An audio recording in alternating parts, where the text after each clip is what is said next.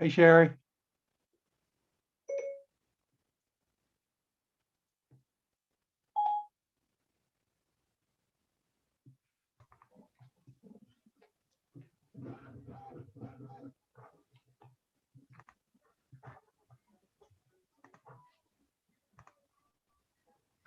Hello.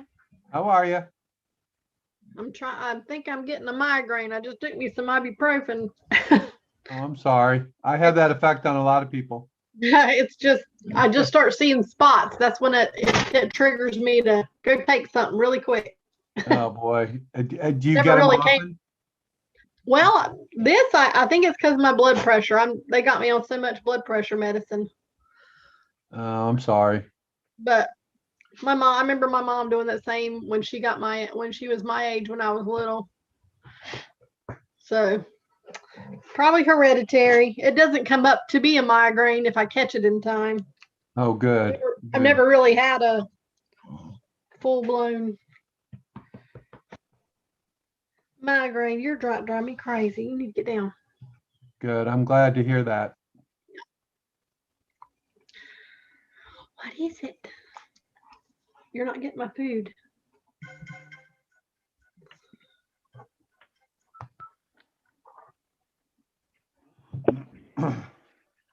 It's a wonder we all don't have migraines with all the damn notifications and beeps and boops and, I know. Jesus, it's crazy. I know. I was sitting here trying to read something on the computer. I was like, I can't even read that right now. Oh, no.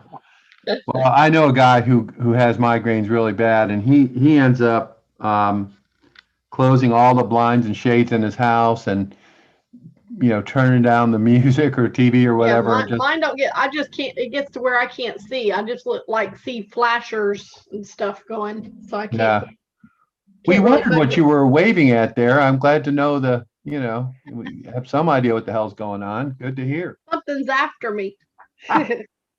You know what they say? Don't look back. Something might be gaining on you. Oh yeah, all the time. Yeah, they asked the first time I heard that there was an old pitcher by the name of Satchel Paige. I don't know if any of you remember him. He was a black guy who was a successful pitcher well into his 60s, maybe even older. He was really an amazing guy. And they asked him the secret to his success, and his answer was, "Don't look back. Something might be gaining on you." So I've always used it ever since. So.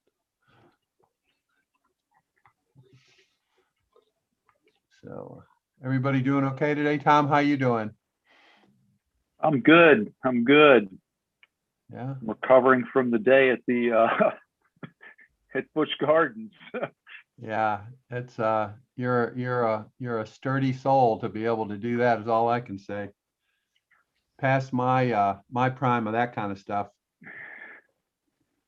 My daughter who's now 38, but she was a fanatic of doing roller coasters. Mhm. Not only doing roller coasters, but she taught me that if you waited, you could go on the roller coaster backwards, which apparently they did every couple hours or something. So just to show you what a good father I am, I went on the Rebel Yell at King's Dominion backwards. And you're talking to a person who does not like that. Right. Oh my God, I'll never forget it. But you do what you have to for your kids, right? That's it. It wasn't, overall the park wasn't very busy because they've limited capacity. Where it really became challenging was really just trying to get something to eat or drink. Not everything was open, and so those lines were super long, and it might take you an hour to get a drink. So, but overall, it was a good day. That's good. I'm glad to hear it. All right. Well, I'm going to go ahead and get started. I don't know exactly what I'm going to do today. I've got a couple ideas. Um, and I hope that we take some time today to really talk about where everybody is and what concrete steps can be taken to get you where you want to go. Because I feel sometimes we use a fire hose to give you information and opportunities. And sometimes it might be helpful just to say, hey, what in the hell should I do next? Or what kinds of things would actually help me, in some kind of priority order. So I'm going to kind of split this into two, I guess.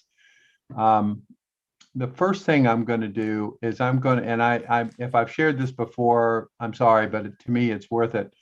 So we've been talking about live streaming e-commerce, and we looked at comments sold, and I believe Joe has actually signed a contract with them and is going live with a show starting in May on comments sold with his liquor infused meats, and he's doing a bunch of cool stuff on that. So I think that's great, but I wanted to kind of revisit that, and I also wanted to point out that going live, whether it's on Facebook or Instagram or God knows what, is relatively straightforward. It's really not that hard to do, as some of you may know. You may participate in other activities. But the thing to keep in mind is that if it becomes part and parcel of your business efforts in terms of selling stuff, then it becomes a little bit of a challenge in dealing with orders and process and inventory, yada, yada, yada. So the advantage of the comment sold platform is the fact that they do an integration or can do an integration with your e-commerce software, which so it basically turns your live events into essentially the same thing as someone coming to your website and buying something. So I wanted to kind of bring that up.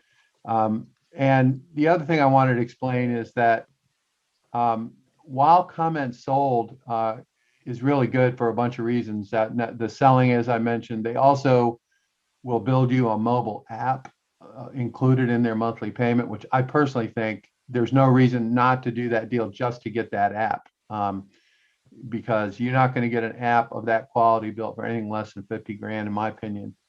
So that's a pretty cool thing. But the other thing is, comments sold as a company is not a Silicon Valley venture funded kind of deal. It's actually a grassroots company built down in Alabama by this guy who has a background in IT, and I don't know all the ins and outs, but what they focused on really, maybe, I don't know if it was purposefully or just the way it worked out, but the majority of their clients are small rural businesses throughout the country. And when I say rural, the first one I'm going to show you today is in northern Utah or Idaho. I don't know, somewhere out there. And apparently it's like 5 miles to the nearest road, let alone town and all that kind of stuff. And these people, the last time I talked to Michael, the guy, he said they were doing $1 million a month in sales on their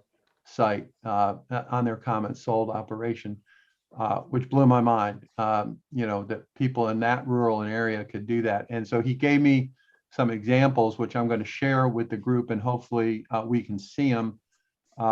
Real quick, we'll just take a look. But the big thing I like about what I'm seeing is, even if you don't necessarily sell a tremendous amount of stuff, it looks to me like it's a way to build an audience and build awareness of what you're doing, in which case you may find connecting with them through some other channel may be helpful, whether it's email or social media or whatever.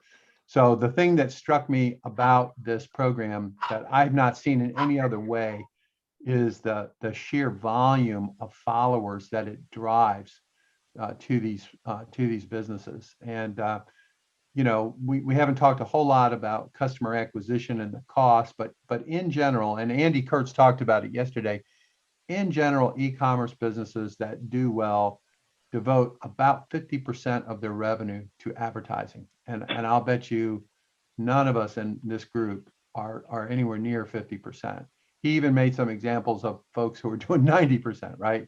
So I found that to be very interesting. And Andy has worked with hundreds and hundreds of e-commerce companies. So I kind of took that to heart. So anyway, I'm going to attempt to share my screen, and let's see if we can take a look at some of these players here. Let's see now. Google Chrome. Okay. And I'm going to do that and that. And hopefully you can see my screen. I'm going to start with this company, which is a great name called Sexy Modest. And Sexy Modest is the company with the way up in northern whatever, Idaho or Utah, with way far away from civilization. And just a couple things I'm going to point out here. Look at the number of followers this person has. Wow. Right. I'll see if we can find a recording. Okay, well here, this looks like one here. So the other thing about comments sold that's really cool, and no other live streaming commerce platform does this that I have discovered, and that is you can continue to sell from the recording. It doesn't have to be from the live event, which to me is ingenious. A lot of the other platforms that I've seen, you actually have to be live for the transactions to go through. That's not true with these guys. So let's just take a quick look at what this woman is doing here. Let's see what that looks like.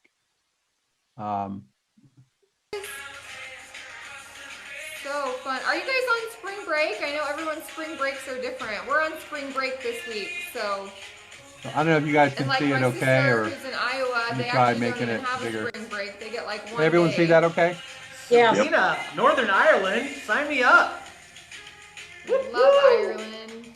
Okay, so Yes, welcome aboard. Welcome, everybody. in this Welcome, case, they're welcome. getting And people thanks for from switching. Europe Usually we do Monday on their live, platform. but we were up at the cabin with the kids for spring break, so we're like, let's do it Tuesday. So, but just to give you if an you idea guys are kind on of Facebook, what's going go on. download the app and come over to the app. The The app other- is so much better, you The other guys. thing she's There's so doing, many things that let we me can just do pause through this for the a second. app, and we'll wait And for you. this is really important. So what she's doing is she is trying to get the people to leave Facebook and go to her app. And the reason for that is actually pretty simple. The more you control your customers and access to your customers, the stronger your business will be. And what happens on Facebook, I luckily have not had this happen to me, but I know a lot of people who've been kicked off Facebook or suspended for some period of time and sometimes they don't even know what they did, right? It's just this random thing. So to get your audience where you are in control and you control the platform, I think is a really good idea. And that's what this woman is doing in this case, is even though the people are there on Facebook and she's talking to them, she's saying, hey, go to the app. The experience is so much better, blah, blah, blah, blah, blah. The other thing that does is, and we've talked about this, we heard Taylor Walden from Simple and Sentimental. She told us that 92% of her customers come from mobile devices. Think about that for a minute. All right. 92%. Taylor doesn't have an app. Taylor's website, when measured by Google's SpeedRank, which is a way to measure how fast your website responds to mobile devices, is a fail. It's not even close to fast enough for general purposes. And she knows it, and she's working on that. But here's a place that's getting 92% of the traffic to a platform that doesn't work very well. In her case, it's Etsy and her other website. But I just point that out as things to be aware of. So this is pretty cool. And so that's one. So go download the app really quick. Let's It's see free. here. It Get downloads rid of her and let's go back to our, super fast. I don't know what I'm doing here. Hold That's on. right, Aaron. That's nailing us right on the money. There we go. Okay, the next one is really my favorite. Well, it's my second favorite, one of my favorites.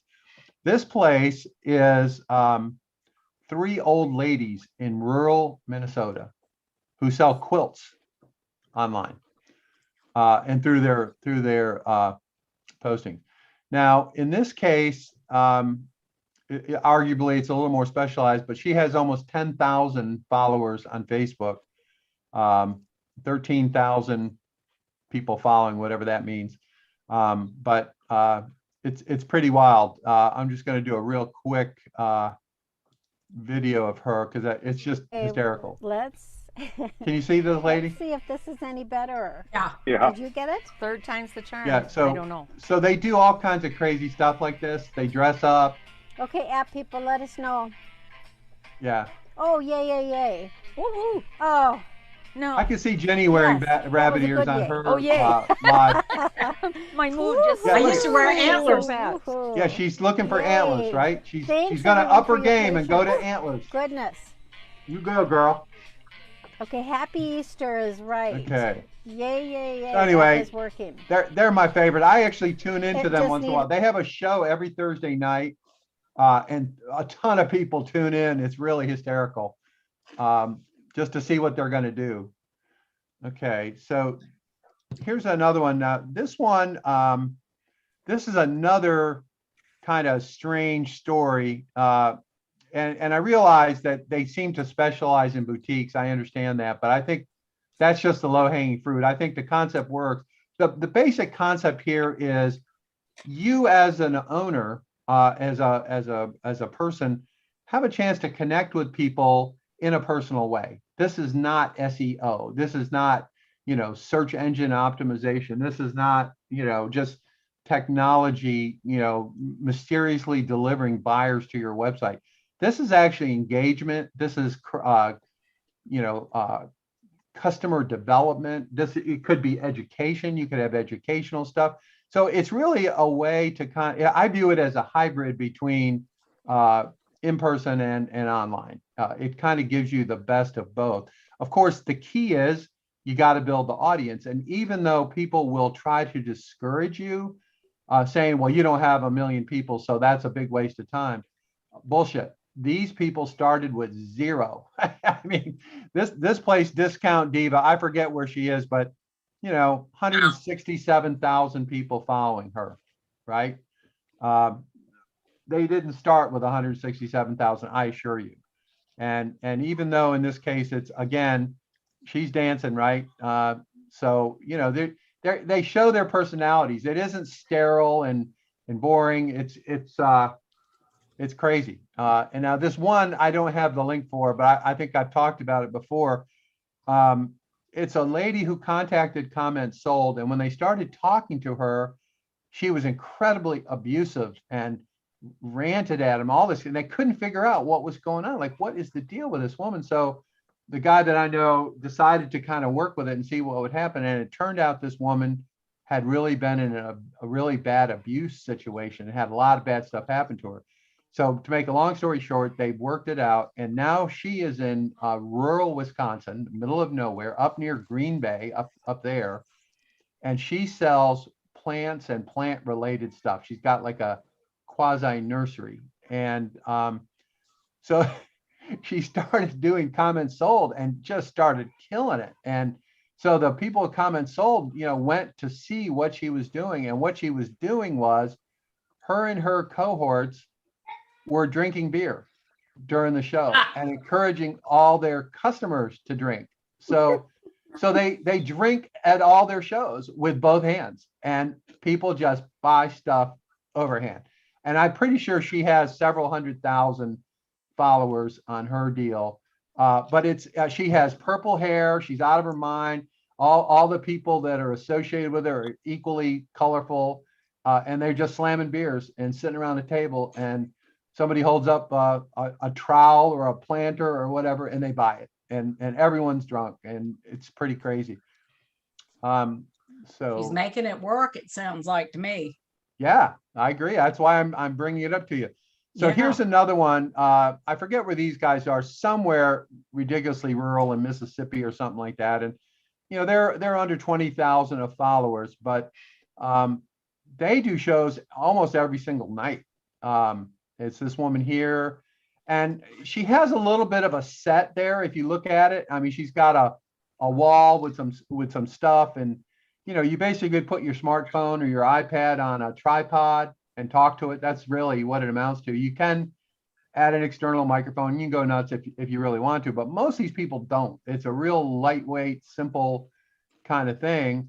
And we talked about this before, but this little box here that says Comments Sold 100, that's what the buyer puts in the comments to the Facebook Live that makes the sale. The commerce software actually sends a link to the buyer where they use their credit card. And all of that stuff populates in the back end of your e-commerce website, or your technology. So that's an important thing. I would argue that's not a big deal when you first start because the volume's going to be low. But when you start, selling $1 zillion worth of stuff, that can become an issue over time. Did you say something, Jenny? Or are you just waving to me? No, hi, Dennis. Hey. No, what I wanted to ask now, I forgot what I was going to ask, of course. Okay. Oh yes, Shopify. Are these ladies and people set up? I know I have an e-commerce, but I want to switch to Shopify. Is it because it's that user friendly for something like this, Dennis? Well, the main reason people switch to Shopify, yes, I don't know, some of y'all could probably answer better than me, but yes, it is easier. But the real issue is, number one, there's a lot of people who can help with that. A lot of their ecosystem of helpers is quite big. They also have their own app store. So for example, let's say on your website, you want to offer a rewards program, just as one example. You want to give points for the people buying. There's an app for that, right? On the Shopify web store, and you just go and put the app and install it on your Shopify. It's really simple. Okay. So there's just a lot of utility and ease of dealing with it. I think some of you who have it might be better to comment than me, but that's my perspective. Thank you.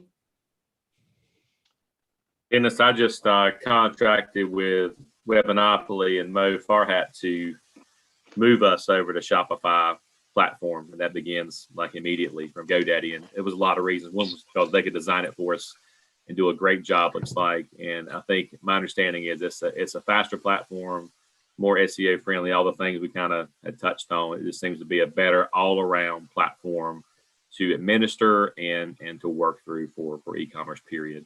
Yeah, I think it's also important to kind of realize like where you're at, right, at a particular time. So Shopify clearly is good in the beginning. And I would argue that as you get big, there may be other issues, right? Lots of channel partners that you have to integrate with, et cetera.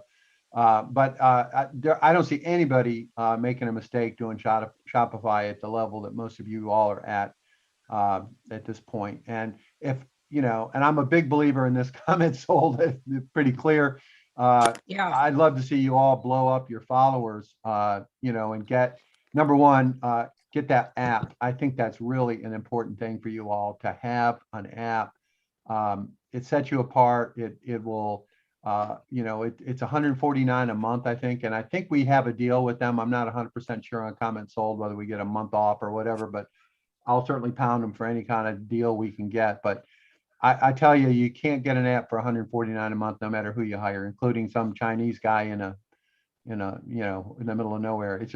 It's an amazing deal. And I don't know how long they're going to keep doing it. I personally think it's a really big deal, but anyway, so these are some people. Let me just see if I can find the crazy, the Red Shed, I think it's called. Let me see if I can find her. I think this might be it.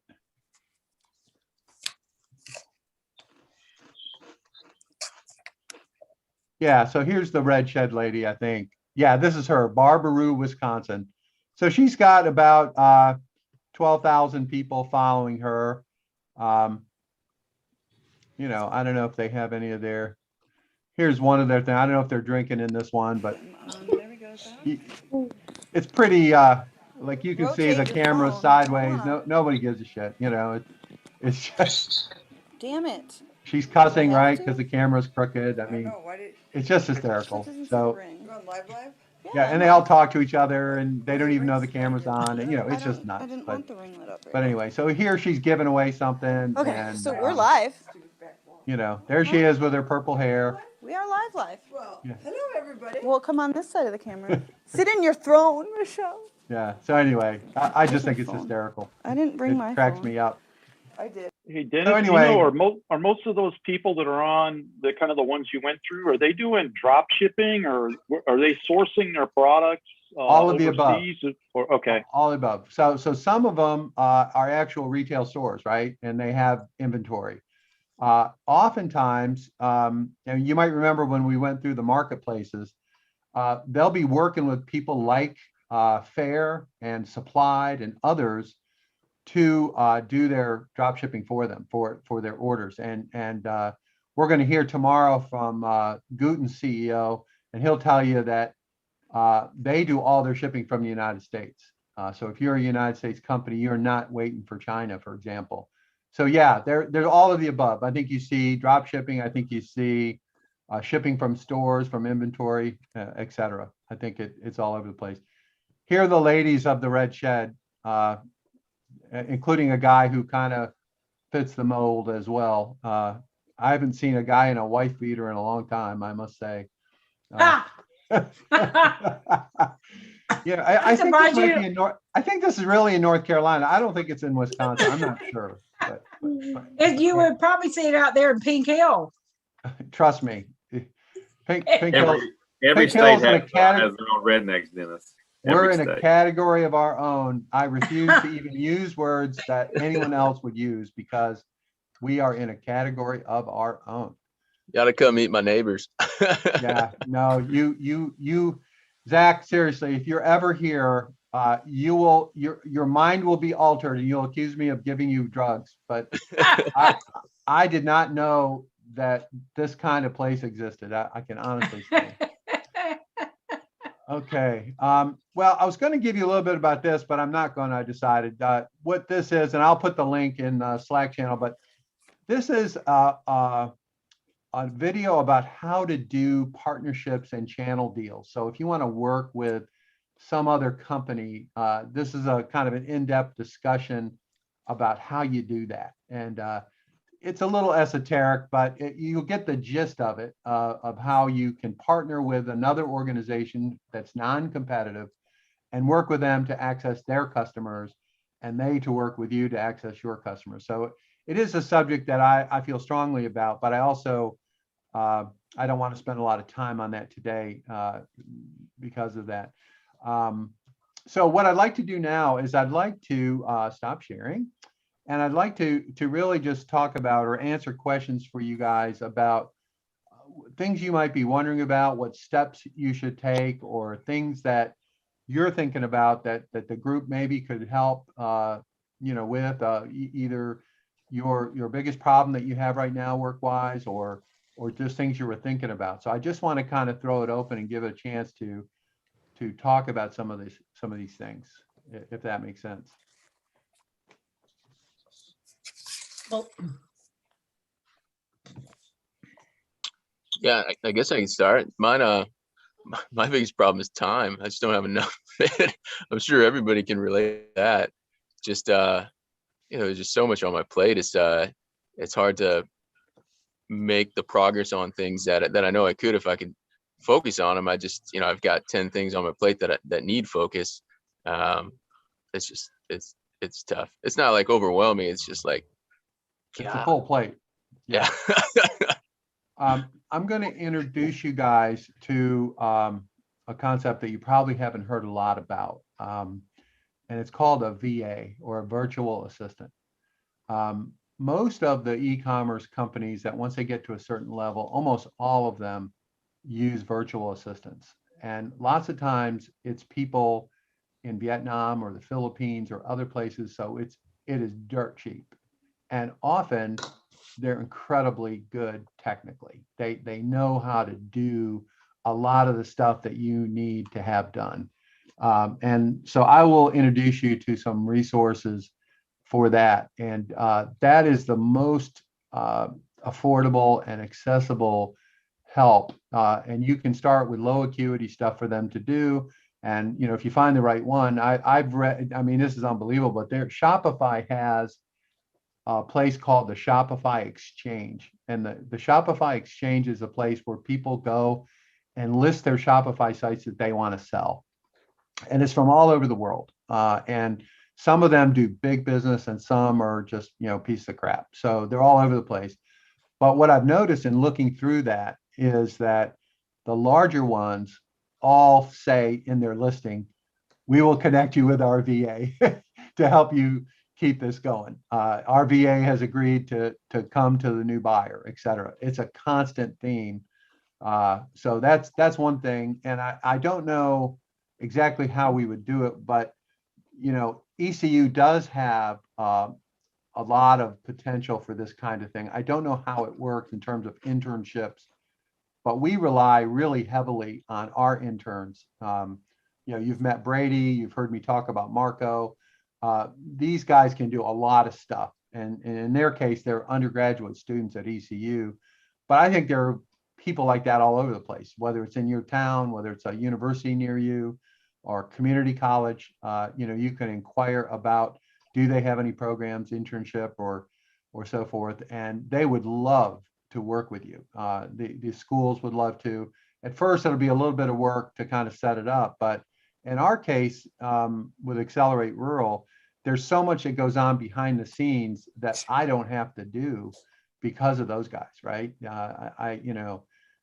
It's hard enough doing this, but if I had to do all the kind of stuff that goes on behind the scenes, it would be a lot more difficult. So I will connect you to some resources on virtual assistant, and you can Google it. You can probably find some as well.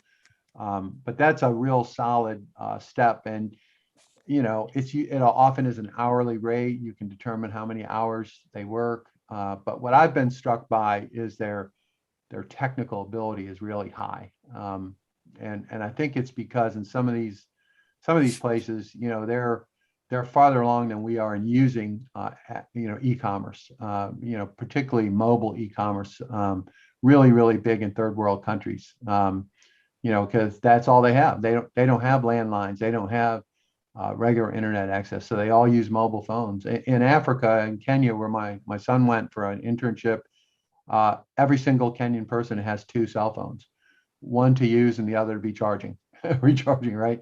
That's how they roll. And they know where the white people live in Kenya, because if you drive by and you see telephone lines, you know that white people live there because they have power and telephone lines, whereas everywhere else it's wireless.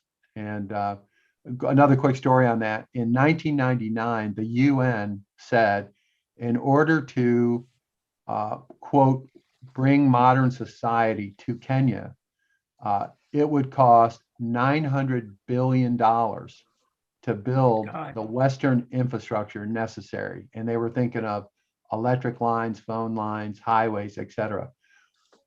So what did Kenya do? They basically went wireless and totally ignored all that. So now they use, for example, the most common thing in the small villages is they use solar power in their huts. But in addition to that, they've bought refrigerators and stoves that connect directly to the solar panel. So it's an integrated system. Some company decided to make these, and everyone's bought them in Kenya. So your refrigerator, your stove, all your stuff works off your solar panel. So this is an example of what they do when told that they'll never have a modern society. They're doing it anyway. So I think that's kind of cool. Anyone else? So does virtual assistance, Dennis, help if I wanted to get started with comments sold? Uh-huh. If I wanted to get started up with comments sold, would they assist me in doing that kind of thing and helping me with the Shopify type thing? Sure, I think so. I'm not 100% sure. I think in Joe's case from our class, I think my understanding of what Joe has done is, yes, Common Soul is helping him, but our intern Marco is actually doing the integration with Shopify. And Marco told me it's not a big deal. So in that case, you probably use Marco. I don't know, but yeah. I'd kind of rather use someone that I've kind of met on here instead of, but. Yeah, I understand. But that's how Joe is doing it. He's doing it with Marco, our intern, and whatever Common Soul provides. Okay, thank you. That trust issue is something I worry about a little bit with virtual assistants, just in terms of like having access to some amount of financials and data and fraud. And, yeah, I'm sure it's manageable. I haven't done it, so I assume that you can determine, what they have access to and what they can do. It's, you know, Yeah. a lot of people have figured it out. Let me put it that way. Absolutely. It's all do. Yeah. Yeah. Tom, do you are you doing anything with your plungers through the comments sold yet? You're on mute. You're can't hear you, buddy. There you Yeah, go. sorry about that. Okay. No, I'm not, because I was kind of trying to figure out, if the plunger is just one item, if it made sense to try that on comments sold or not. But I've also thought about doing some other things, sort of educational on, it's surprising. I took the lead that on writing a blog, and I just wrote a blog on how to plunge your toilet. I get a lot of hits on how to plunge your toilet, believe it or not. And so I thought, well, maybe I'll do the comment sold thing and just try doing some educational things on there as well, and see what happens if people get on there. I don't know how successful it'll be getting followers, since it's just one product right now, and it's not like clothing or something like that. But at this point, I'm willing to kind of try all channels. So I might look into it. The other thing you could try is you could just try selling, just tell people to email you and you'll reach out to them. You don't have to do comments sold. If you're Sure. concerned about volume, that's something you could try, and say, hey, send me an email, what you want, I'll connect you to my store or whatever. Right. I think there's a big difference between the beginning and the end, right? So the beginning is going to be small, slow, hassle, and the end might be pandemonium, right? So we don't start at pandemonium, we started slow. So remember that. And Facebook Live is perfectly viable. Instagram Live, YouTube, yada yada yada. You can do them all. The other thing I think I should tell you guys about, I forgot to do that. Sorry. So we use Zoom in our class, right? And we have kind of a special deal with Zoom, so it doesn't cost us a lot. But one of the things that Zoom has is they have a platform called OnZoom, OnZoom. And what OnZoom is a platform that allows you to do live streaming and charge people for things, whether it's an event, whether it's a product. You have to have a Zoom account. Unfortunately, there are free Zoom accounts, I believe. I don't really know all that, but the OnZoom platform, if you go to onzoom.com, let me see if I can find it here real quick. How many of you are familiar with Airbnb? I am. Okay. Yes. Okay. So let me just show you something here real quick. Okay. So, well, let's do it this way. So I'm going to just start at, if I can figure out how the hell to do this. Hold on a second. Okay. So I'm going to go to Airbnb. So when the coronavirus hit, Airbnb, like a lot of companies, started to just hemorrhage, right? They just lost everything. I mean, ridiculous numbers, like 90% decrease in revenue the first week or whatever. So I'm on the Airbnb site here, and if you look across the top, they have something called places to stay, and then they have something called experiences. And if you're familiar with Airbnb, you can sign up to go zip lining or, caving, whatever, a ton of experiences. Notice this category, online experiences. So this is new. And on Airbnb, that you can see the categories, right? Arts and writing, baking, cooking. And these are people that are hosting events online on the Airbnb platform, okay? So sneak peek to Kenya, farm to table in the Mediterranean, blah, blah, blah. And you see they're charging, right? 17 a person, 16 a person. It's kind of like the Amazon Explorer that we looked at, except this is group, not one-on-one like Amazon Explorer. These are groups. So these people are selling various things, some fun, some educational, all of the above, right? So what happened is the month of April, Airbnb I think that this is probably not right, but let's just say they did $100 million in revenue in their online experiences in their first month doing it during the pandemic. So at the end of the week, they got a letter from Apple.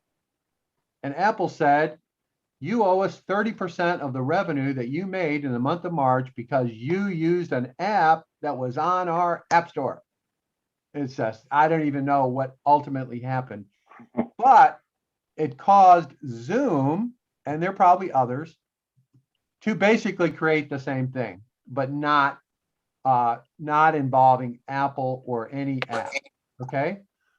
So this is an online event. It's basically identical to what I just showed you on Airbnb, and you can do it free. You can do it.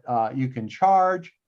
You can see on here. I don't even know if any of these are charges. Yeah, $30, $5. Here's one's free.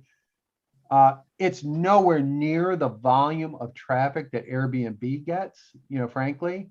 But it is a platform that you can use, and you can make your credit card process part of it, and you can actually charge for classes, for products, whatever. Lots of different things. And now I have an on Zoom account, so I don't know how we could do it. So you could use our account. I'm sure we could figure out a way to do that. And you want to create an event, we can do that and get it on here if you like. I've tried to get us on Airbnb, but they're a pain in the ass. They haven't let me on yet. So we'll eventually we may get on Airbnb, but this is kind of cool. And the issue is just like the comment sold, from the point of view, you got to build an audience. So, you can think creatively about what kind of show you could have. I could see a couple of you all getting together and doing a show, doing a thing together. Maybe it's a cooking demonstration or some other relevant, kind of activity where you both could meet somewhere and go live with it. Although I guess you could do multiple location. I really haven't dug into this, so I will at some point. I'll try to understand exactly how it works. But it's essentially the response to Apple trying to charge everybody for their online experiences, and it's viable. It's big time in terms of its quality and its ability to handle crowds and all that. And I believe YouTube also does this. I think it's more complicated with YouTube as far as getting the right to actually sell on YouTube. I'm not real familiar with that. Maybe some of you are, but this was a no-brainer. It was really easy. You enter your credit card processor information. In my case, I have Stripe, and boom, I was done. End of story. No big process. And I think it's because a lot of people don't know about it. It's not like YouTube where everybody knows about it. But there's some a lot of agritourism, some farms that were doing virtual experiences, and like to schools, they're doing online virtual because of course the kids can't come out to the farm. So they're absolutely, making different things. I haven't done that yet. Yeah. Well, this is something you might want to do with an intern or with a student. Somebody said, hey, look, run a live agritourism event for me on Zoom, and that's a perfect example of something they would love to do and could do easily. Run a live event, and they don't have to be real long, and they can also be very specific, like, look at our strawberries. Here's what's involved in growing, growing strawberries. That can be just that subject, and it can be 15 minutes long, and that's it. That's fine. You can have a series of those. And then after it's on here, you can publish it on your YouTube channel and people can see it as an example. But this platform is kind of a no-brainer. And I don't know if it's now more difficult because it's been around a little bit, but we're a host. Accelerate Rural is a host on Zoom. I haven't done anything yet, but someday I will. I got to get a virtual assistant to help me. I heard that. Yeah. So anyway, I wanted to show you that. I keep meaning to bring that up, and I'm glad somehow we remember to do that. Dennis. Yeah. Can you hear me? Yes. I'm having to use my phone No today. problem. With what I'm guns that we're going and selling is one product so far, and they add added value products between barn to door and Shopify. Which do you recommend? For you guys, I would do barn to door just because, and it may not be forever. It might just be for a year. But I'm concerned about all of the maintenance and stuff that you have to have done, and barn to door will do that for you. That's the big thing. And the other thing is barn to door does drive traffic. They have a community of people in the barn or the farm community that are part of that. So if I were you, I would do barn to door. I think Shopify requires somebody who can help you with the maintenance and all that stuff that goes on. And maybe you're used to doing that. And if you are, Shopify will be fine. But barn to door is like a no-brainer. It's really easy to do and to have people to help you. They even offer customer service after hours, right? If somebody has a question about a product, I think that's awesome myself. You'll never be able to afford that on an individual basis. So that would be my vote. Okay, thank you. Yeah. Hi, Dennis. This is Natalie. I have a Natalie. question. So I have been taking the things I've learned from the last few weeks and ventured out with online ordering for our crawfish. And even where they can pre-order for a future date. So I feel like, you know, we're okay there. But I guess my concern is, even though I know we have the population in our ponds, in some ways the crawfish are similar to like a commercial fisherman in the sense that you still have to be able to trap them, and weather is very much a hindrance to us in that sense. So I guess, you know, we were thinking to be able to have a very conservative quantity available to order online. But still, I mean, what happens, or how do we handle if we just don't catch them? Like, it's kind of, if we keep our quantities conservative, then we're kind of shooting ourselves in the foot of having online orders. But at the same time, I don't want to not be able to you know, give them what they want. Well, there's my two reactions I have to your question. The first one is you ought to do a video and say what you just said and put it on your website. Okay. So people can hear the situation, right? That's number one. Number two, what I would do, again, we're talking about the beginning and the end, right? The beginning, we're talking low volume. I wouldn't sweat that at this point. Let's get the ship in the water, and then we can deal with the issues, right? Whether it's your cogent explanation that you just made, which I understand totally, and I believe customers would as well, or also other ways that we might deal with increase in volume could be partnering with another crawfish company to ship for us on the QT, you know, in an overload situation.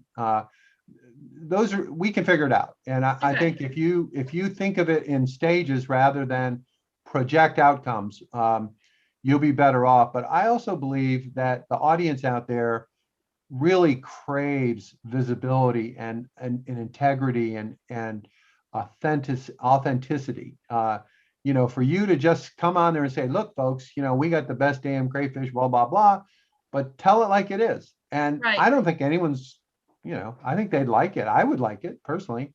Okay. Well, and I feel like our wholesalers understand that market because they deal with commercial fishermen. So I'm not as worried about our wholesalers as just our retail market and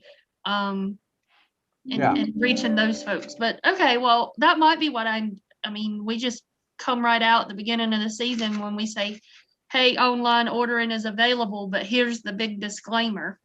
Yeah, I wouldn't even call it a big disclaimer. I would say here's what happens, right? These damn things are popular, and not only are they popular, they're hard as hell to catch in our pond, you know. So you know, just tell the story. I think you'll be all right. Okay. All right. Thanks for that confidence. Treat it like a feature, not a bug. You know, it's limited. You're missing out. Scarcity is the most effective marketing I've ever seen, right? Assuming your product is somebody wants it. If they can't get it, they're going to want it more. So I like it. I like your model. Yeah, I tell them like first come, you know, it's going to be first come, first serve, and then if you keep them informed as time goes on, I think people appreciate that. Okay. Get somebody to play a tiny violin on your website and say, we really want to get you some, but you got to order fast because, We might have to do that for sure, because everybody, I mean, my phone is ringing off the hook even today, and I'm like, no, we don't have them yet, and we're trying, but I don't want to, blast that, hey, we've got them and we only have 50 pounds and we don't know if we're going to get another 50, but tomorrow I could have 500. I mean, just so early in the season, it's hard just to convince tell. yourself that tomorrow is 500. That's all you got to do. Okay. All right. And then when I get complaints, I would say, well, let me give you Dennis's phone number. Hey, I love people like that. Send them my way. I love it. Eat them alive. I'll eat them alive. All right. Thank you so much for that. You're welcome. Anyone else? Okay.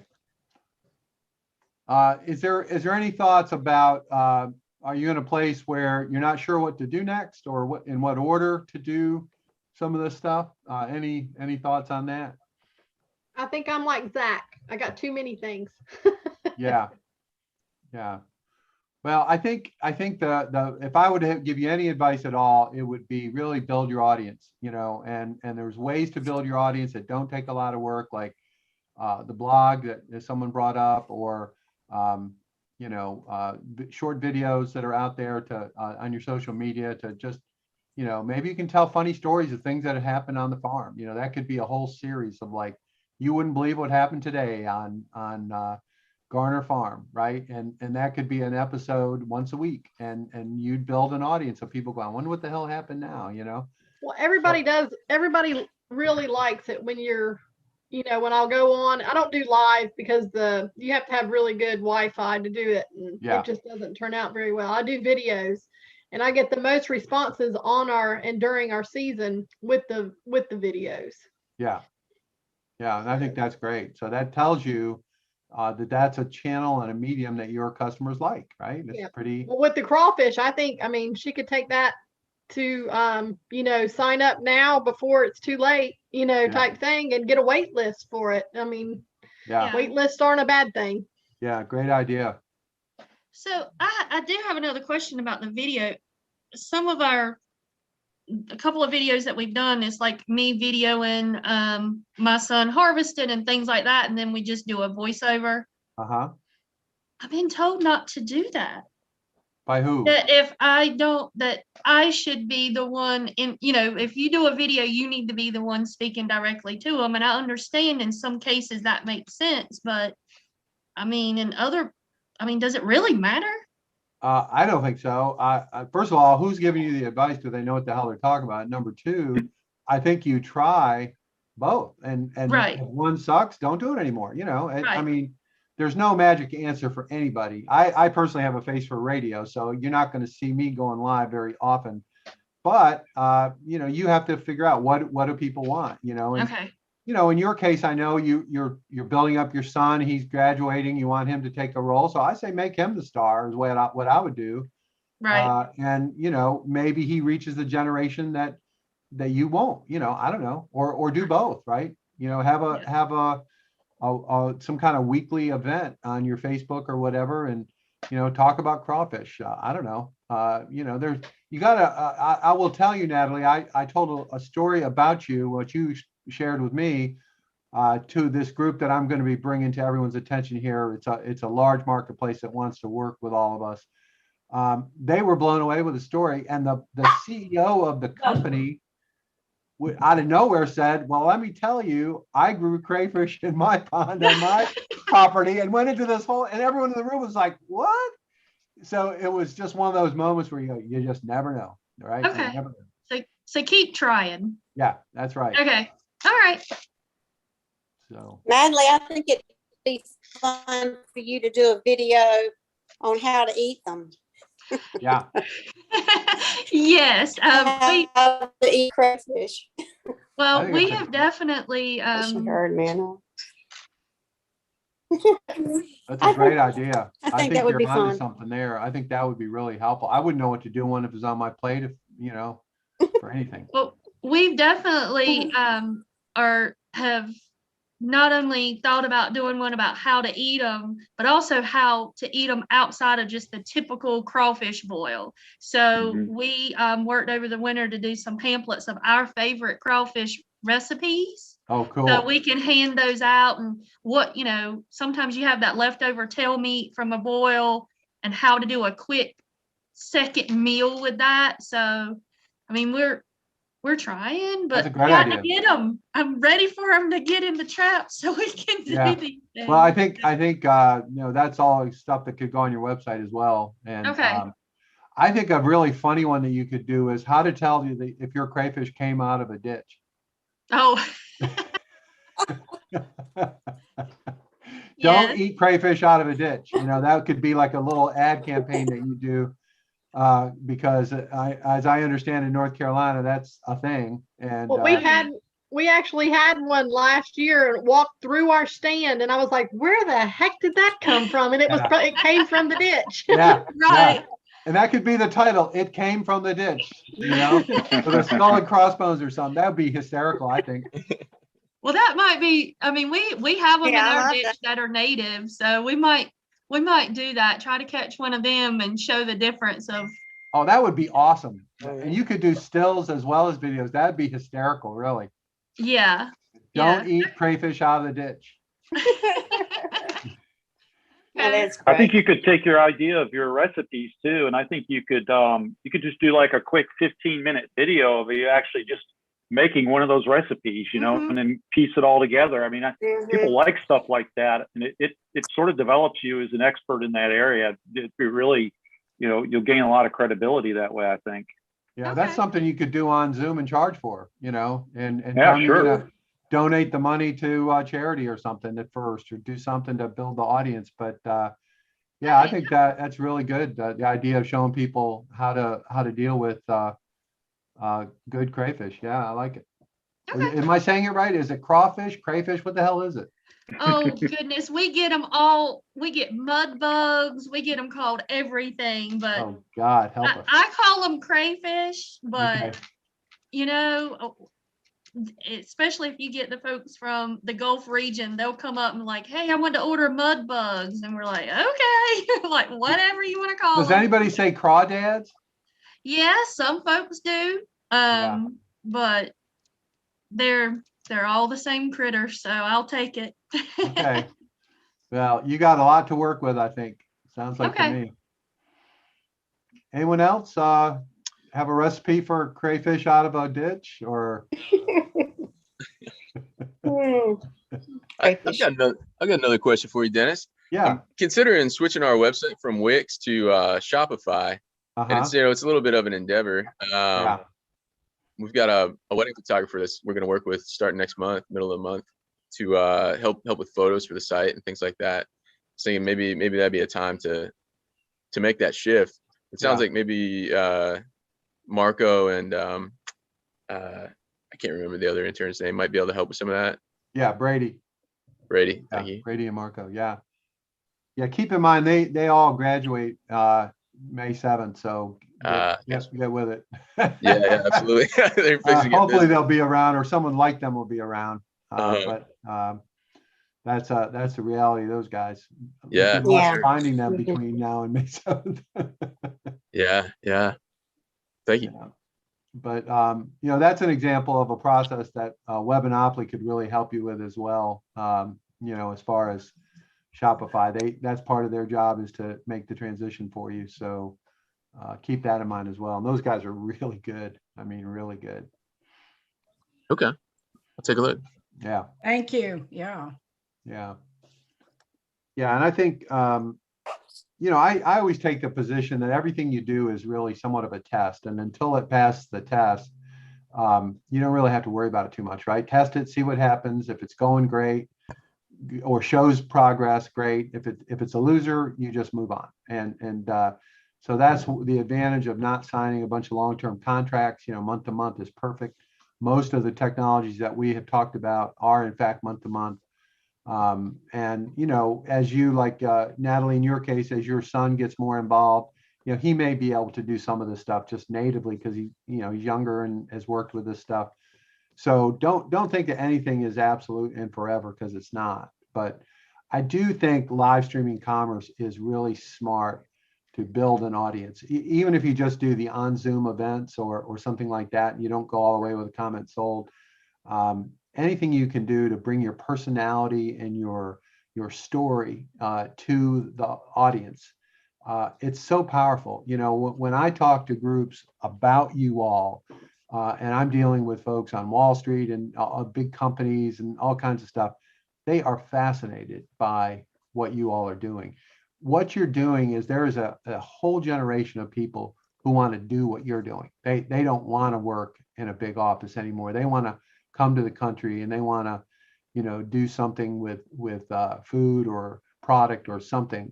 So you're actually quite an aspirational group, even though you may not realize it. It may not feel that way to you, but I hear it almost every day and see it almost every day. So you're doing really cool stuff, and hopefully, you know, you'll figure it out and it'll pay off. Whatever way it is for you that pays off, but you really are an inspirational group in many ways, and I'm not just saying that. I really feel that way. Thank you. Yeah, thank you. Yeah, definitely. Thank you. All right. So, well, I don't have anything else at the moment. Be sure to tune in tomorrow for Brian. He's awesome. You'll love this guy. He is an animal. I was one of the hosts. I played rugby in college, and he's the greatest rugby player I've ever seen. He's unbelievable when he was in college, and he actually played well. He may even still play. I don't know. He's 40 some years old, but he was one of my students at James Madison University. But I think you'll be inspired by him. He is something else, and he's in this company, and they're now the leading company for this kind of thing, this print on demand that we've talked about. And he's real excited about talking to you. And I think, and also I want to point out, any of these speakers that we bring up, try to find them on LinkedIn or Facebook or whatever, and connect with them, because they'll remember you, even if you just say, yeah, I'm in Accelerate World. They'll love it. And every time somebody does that, they'll let me know, hey, one of your class guys just look me up on LinkedIn or whatever. It builds your network. It builds who knows you and connections. There's absolutely no downside to hunting these guys down and connecting with them on social media. So that's something I encourage everyone to do.